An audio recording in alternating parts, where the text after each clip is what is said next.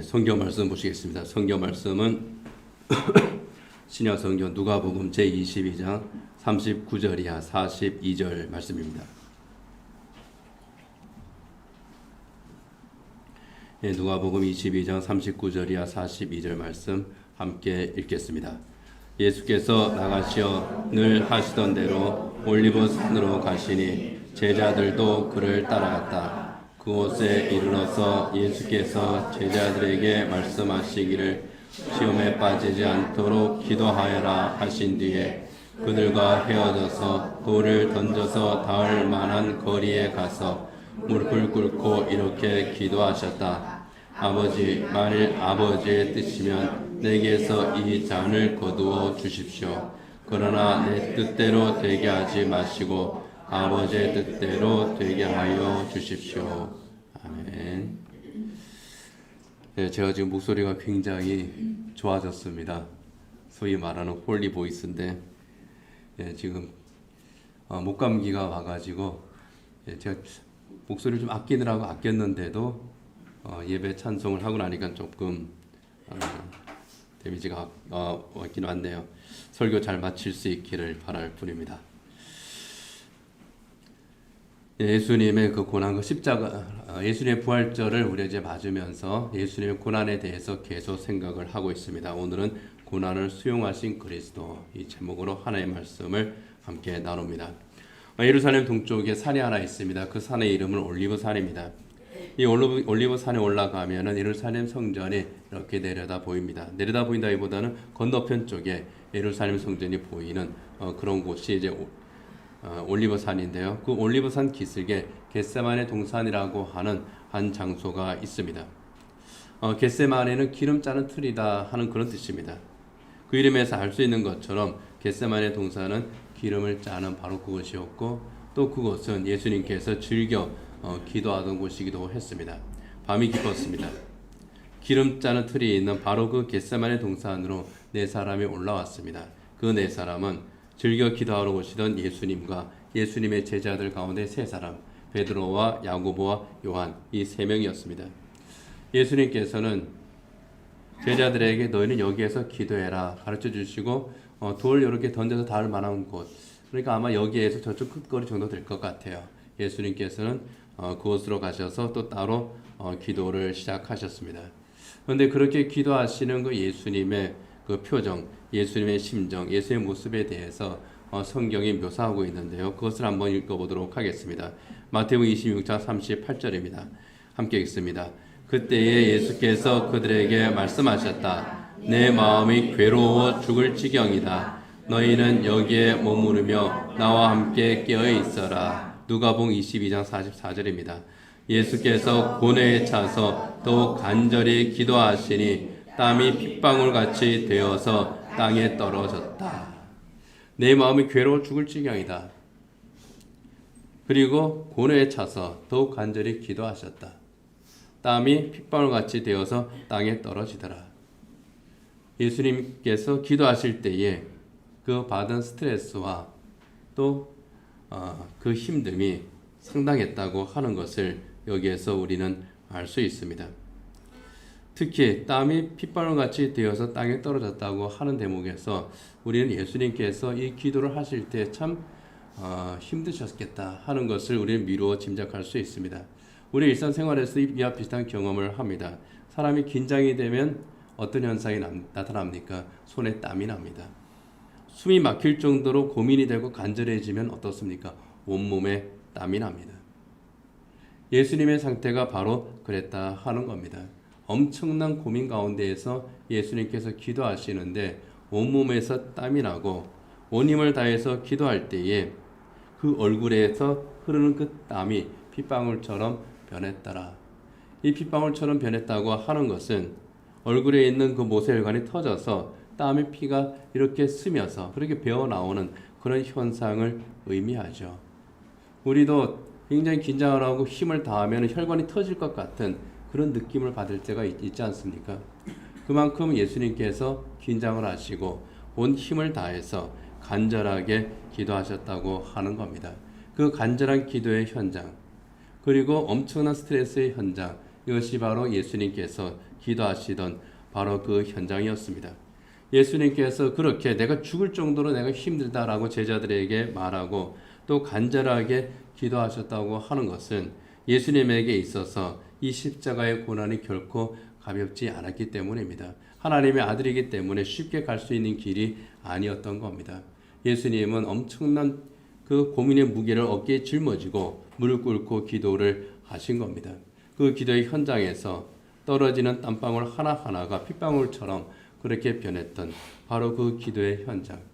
그런데 이 기도의 현장이 겟세마네 동산이라고 하는 것이 참 묘합니다. 성경학자들은요, 거기에서 한 가지 공통점이라기보다는 겟세마네 동산과 예수님의 땀방울의 기도에서 한 가지 공통적 현상을 하나 발견을 합니다. 겟세마네 동산은 올리브 기름을 짜는 곳이라고 했습니다. 그런데 올리브 기름을 짤 때에는 두 가지 방법이 있다고 그래요. 세 가지인데 그중에 크게 두 가지인데 하나는 연자맷돌로 짜는 방법입니다. 연자맷돌을 빙빙 돌려서 그 무게로 짜는 방법이 있습니다. 그리고 또 하나는 무거운 돌추로 눌러서 짜는 방법입니다. 연자맷돌로 돌려서 짜든 그리고 돌추로 눌러서 짜든 공통적인 것이 있습니다. 그 무게로 올리브 과육을 짓누르는 겁니다. 특히 돌추로 눌러서 짜는 방법은요, 그 기름통에 그 그림이 있죠. 그 다음 페이지 넘어가면 있습니다. 돌추로 눌러서 짜는 방법은 기름통 위에 올리브 과육을 쌓은 그런 매트를 겹겹이 올립니다. 그리고 그 위에 이 수백 킬로그램의 그 무거운 돌추로 내려 누리는 겁니다. 그러면 그 누기에 의해서 그 사이에 있는 올리브 과육이 터지고 으깨어져서 기름이 배어 나오는 거예요. 그리고 그 기름이 한 방울 한 방울 기름통으로 떨어져 내립니다. 겟세마네 동산은 올리브 기름이 그렇게 한 방울씩 떨어져 내리던 곳. 바로 그곳에서 예수님께서 땀방울이 핏방울처럼 변하는 기도를 드리셨다고 하는 겁니다. 어쩌면 연자맷돌보다 돌추보다 더 무거운 압력이 예수님의 어깨를 짓누르고 있었던 바로 그것이 예수님의 기도의 장소였다는 거죠. 짓누르는 그 돌추의 압력에 의해서 올리브가 으깨어집니다. 거기에서 기름이 한 방울 한 방울 떨어집니다.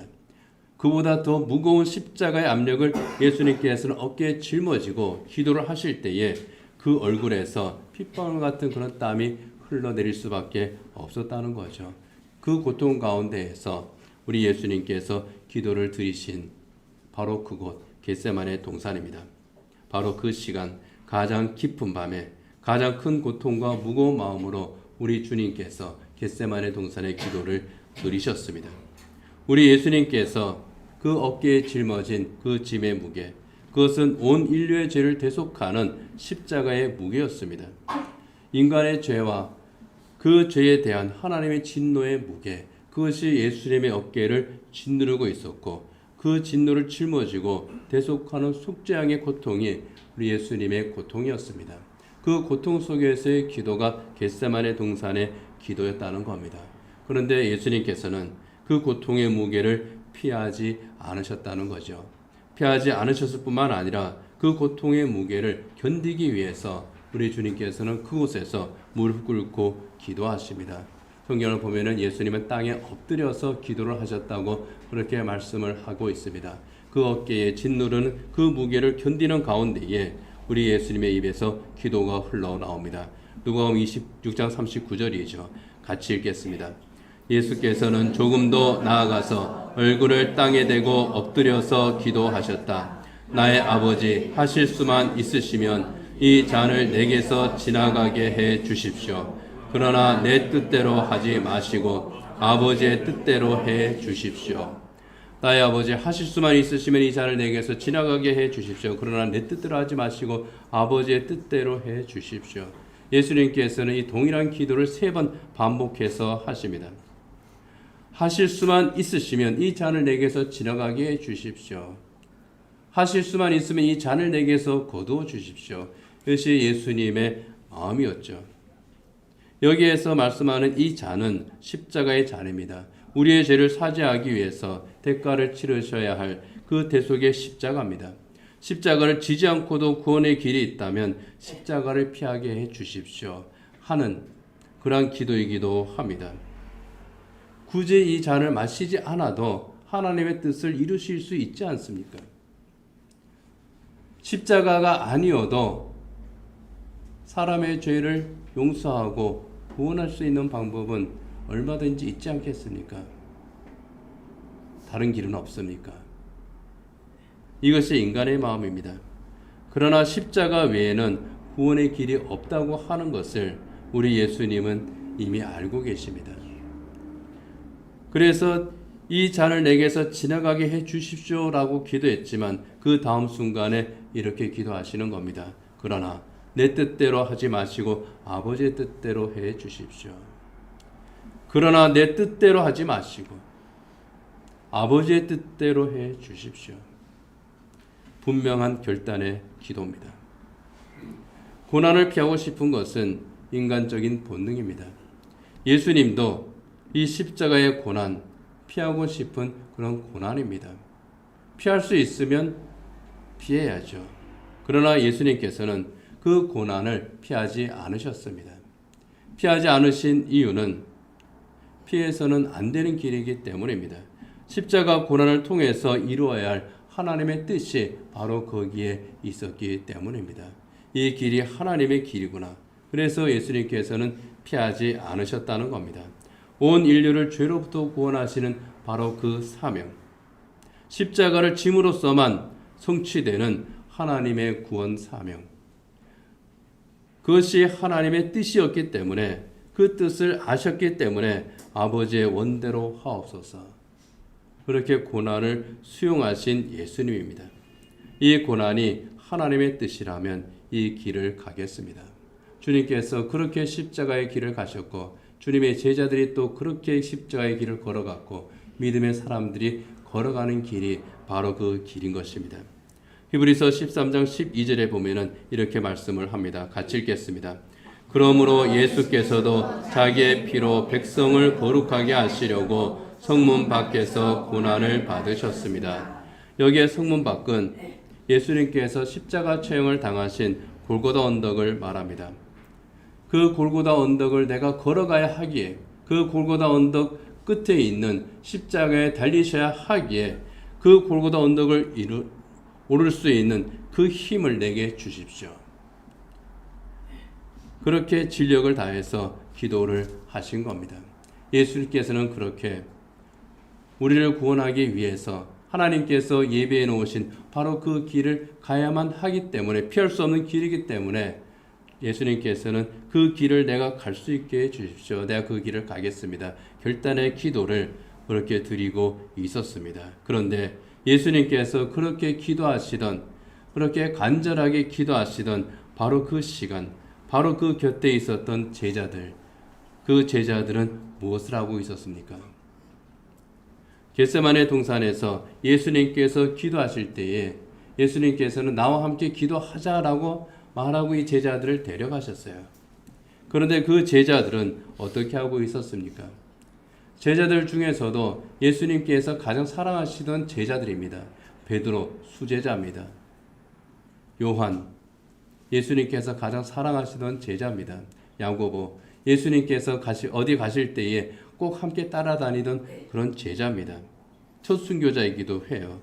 그런데 이들이 어떻게 했습니까? 너희들은 여기에서 나를 위해서 기도해라. 내가 지금 고민이 너무 깊어서 죽게 되었으니 여기에서 나를 위해서 기도해다오. 그냥 기도해라가 아닙니다. 내가 죽을 정도로 지금 고민이 되어서 여기서 기도할 텐데 나를 위해서 기도해. 예수님께서 기도를 요청하신 겁니다. 예수님께서 우리에게 기도 요청하시면 여러분은 어떻게 하시겠습니까? 예수님이 아니어도 우리 교회 성도들이 서로 간에 기도를 요청하면 어떻게 하겠습니까? 그냥 기도 부탁하고 등을 이제 돌려서 가면은 안 보이니까 할 수도 있고 안 할 수도 있겠죠. 그래도 어떻게 합니까? 우린 기도를 하잖아요. 그런데 바로 앞에서 눈을 보면서 나 너무 힘들어 죽겠습니다. 나 위해서 기도해 주세요. 하고 조금 떨어진 곳에 기도합니다. 그런데 그 기도하는 모습을 보면서 그냥 잠을 잘 수 있겠습니까? 근데 제자들은 그렇게 했어요. 예수님은 저곳에서 정말 땀방울이 핏방울로 변할 정도로 간절하게 하나님 앞에 엎드려서 기도하고 있는데 제자들은 그 모습을 보면서도 잠이 들었더라 하는 겁니다. 그 잠자는 제자들을 예수님께서 2번이나 와서 깨우십니다. 잠 좀 자지 마. 시험에 들지 않게 깨어서 좀 기도 좀 해. 그렇게 당부했음에도 불구하고 제자들은 잠이 들었습니다. 그 모습을 볼 때에 예수님은 얼마나 황당하고 또 얼마나 힘 빠졌겠습니까? 한 번도 아니고 2번씩이나 자존심도 좀 상하고 하여간 온갖 감정이 다 들었을 것 같아요. 그 가운데에서 좀 외로우셨을 것 같습니다.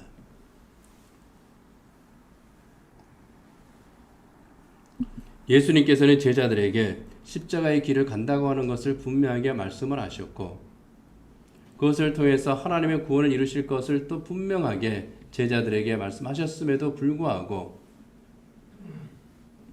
그 제자들은 예수님의 기도를 함께 돕기는커녕 곁에서 잠만 들었더라 하는 겁니다.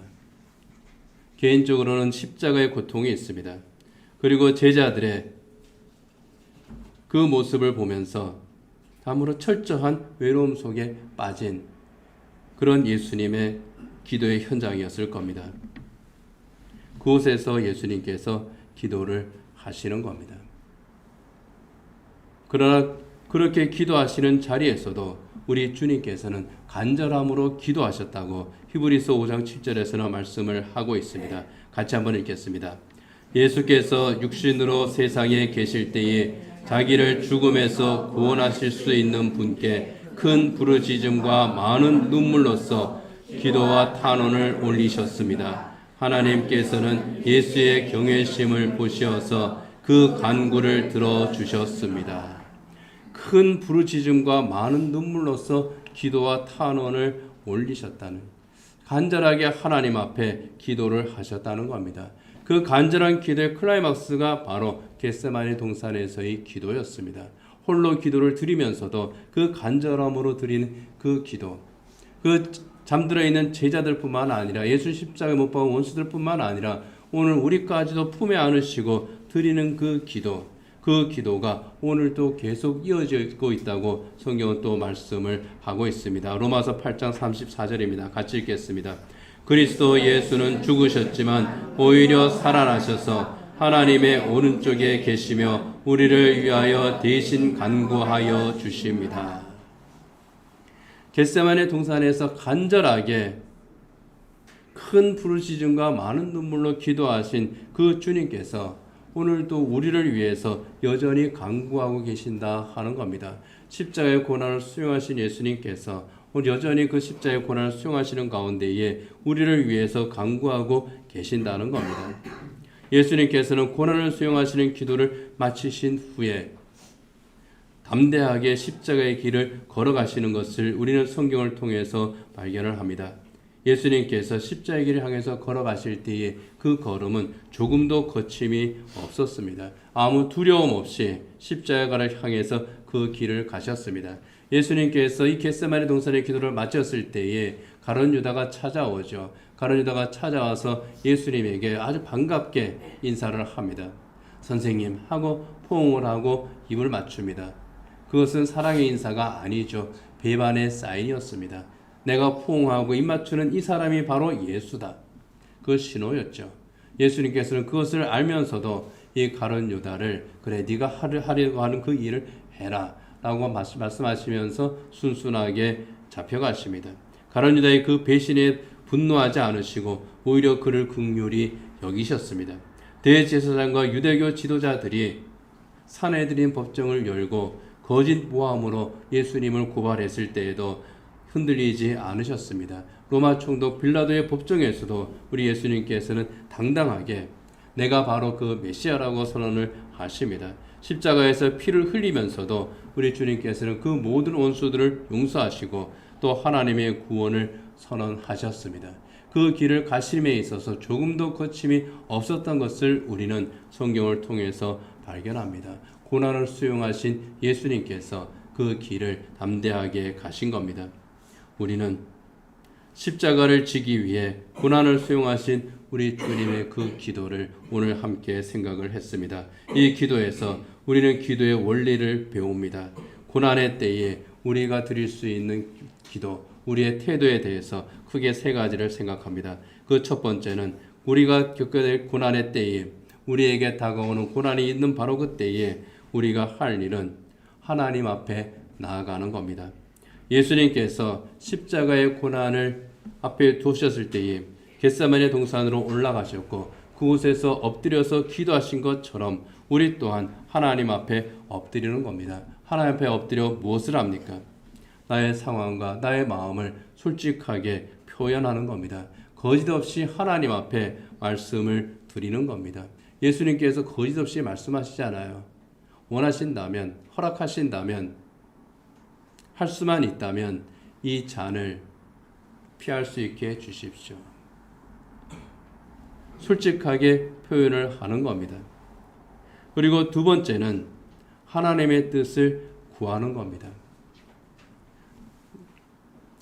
내가 처한 상황을 정확하게 인식하고 그것을 하나님 앞에 정확하게 말씀드린 후에 또 내 마음이 무엇인지를 하나님 앞에 말씀드린 후에 그 다음에 내가 해야 할 일은 하나님의 뜻을 구하는 겁니다. 내 뜻이 아니라 내 뜻은 이것입니다. 그런데 하나님의 뜻은 무엇입니까? 하나님의 뜻을 구합니다. 내가 겪는 고난에 숨어있는 하나님의 뜻이 무엇인지를 구하는 겁니다. 그런데 그 구함은 하나님의 말씀 가운데서 구하는 거죠. 하나님의 뜻이 무엇인가를 아주 치열하게 구하는 겁니다. 그렇게 치열하게 구하는 그 모습이 땀이 핏방울로 변할 정도의 기도입니다. 간절한 기도입니다. 하나님의 뜻이 무엇입니까? 하나님께서 내게 무엇을 말씀하고 계십니까? 내 뜻이 아니라 하나님의 뜻을 제가 알기를 원합니다. 그리고 하나님의 뜻대로 내가 살아가겠습니다. 이것이 바로 세 번째입니다. 내 뜻대로가 아니라 아버지 하나님의 뜻대로 이루어지기를 원합니다. 하나님의 뜻에 순종하는 겁니다. 이것이 고난을 당하는 자의 태도이고 고난을 당하는 사람의 기도입니다. 하나님의 뜻을 구하고 그 뜻에 순종하는 겁니다. 정리해서 말씀을 드리면은 기도는 내 뜻을 하나님께 간절하게 말씀을 드리는 겁니다. 내 상황을 그대로 하나님 앞에 말씀을 드리는 겁니다. 그러나 내 뜻을 관철시키는 것이 기도가 아니라는 것을 우리는 알아야 합니다. 내 뜻에 하나님의 뜻을 맞추는 것이 아니라 하나님의 뜻에 내 뜻을 맞추어가는 과정이 바로 기도이기 때문입니다. 그래서 기도는 하나님의 뜻을 구하는 것이라고 말하고 있습니다. 내 뜻은 이렇습니다. 하지만 내 뜻대로가 아니라 하나님의 뜻대로 되기를 원합니다. 이 기도가 겟세마네 동산의 기도였습니다. 그리고 그 기도가 바로 우리가 드려야 할 기도라는 겁니다. 이제 말씀을 맺도록 하겠습니다. 가장 무거운 돌추에 짓눌린 그 올리브에서 가장 정제된 올리브 기름이 나옵니다. 바로 그 기름틀이 있는 장소가 겟세마네 동산이었습니다. 예수님의 기도는 바로 그 겟세마네 동산의 그 기도의 기름틀과 같았다는 겁니다. 그 기도의 기름틀에서 가장 진실하고 가장 고귀한 가장 정제된 우리 주님의 기도가 흘러나왔습니다. 아버지의 뜻이면 내게서 이 잔을 거두어 주십시오. 그러나 내 뜻대로 되게 하지 마시고 아버지의 뜻대로 되게 하여 주십시오. 결코 쉽지 않은 기도입니다. 그러나 주님께서는 이 쉽지 않은 기도를 드리셨습니다.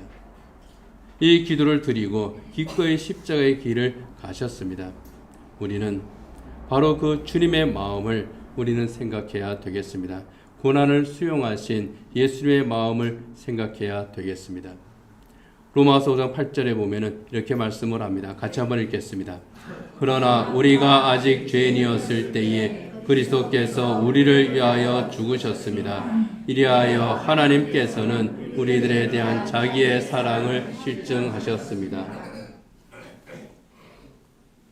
우리가 아직 죄인이었을 때, 하나님의 사랑을 모르고 있었을 때, 우리가 여전히 죄 가운데 있었을 때, 그때 예수님께서 우리를 위하여 죽으셨는데 그 죽으심이 십자가의 고난을 피하지 않으시고 그것을 수용하심으로써 우리를 구원하시는 죽음이었고, 그것이 바로 우리 주님의 사랑이었다는 것을 우리가 생각을 해야 되겠습니다. 바로 그 주님께서 기도하신 것처럼 우리 또한 기도를 하고 우리 주님과 동행하는 삶을 사는 것이 고난의 그리스도 또 부활의 그리스도를 영접하는 우리의 삶의 태도인 줄 믿습니다. 나를 위해서 고난을 수용하신 우리 예수님, 십자의 길을 피하지 않으시고 담대하게 그 길을 가신 예수님, 그 예수님을 우리가 생각하는 시간들을 가지시기 바랍니다.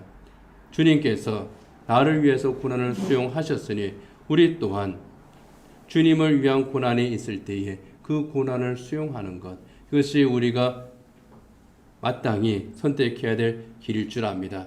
십자가의 길이 우리 앞에 있을 때에 그 길이 우리 주님께서 가신 길이고 하나님께서 원하시는 길이라면 우리는 그 길 피하지 않고 우리 주님께서 겟세마네 동산에서 기도하신 것처럼 우리 또한 그렇게 기도하면서 담대하게 믿음으로 순종하는 길을 가야 할 줄 믿습니다. 나를 위해 기꺼이 고난을 수용하신 주님이십니다. 그 주님께서 우리의 고난을 아십니다. 그렇기 때문에 우리의 고난을 아시는 주님께서 우리로 하여금 고난을 이기게 하실 것이기 때문에 우리 또한 우리에게 다가오는 그 고난이 무엇이라 할지라도 바로 거기에 하나님의 뜻이 있다면 우리 또한 그 고난을 기꺼이 수용하고 이 믿음의 길을 걸어가야 할 줄 믿습니다. 기도하겠습니다.